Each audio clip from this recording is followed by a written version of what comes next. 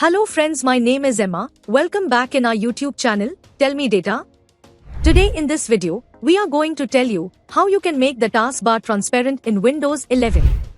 Only in some easy steps, all steps you can see on your screen. So let's get started.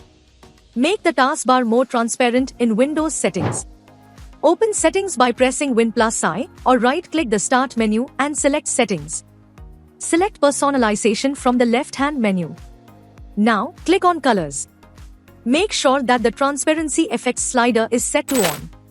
Your taskbar should now be a little more transparent. There's also a Transparency Effects toggle in the Accessibility Visual Effects Settings menu, but toggling one will toggle the other. You don't need to change both. By using this method, you can easily make the taskbar transparent in Windows 11. Hope you liked this video. If yes, please hit a like button and don't forget to subscribe our YouTube channel. Thanks for watching this video.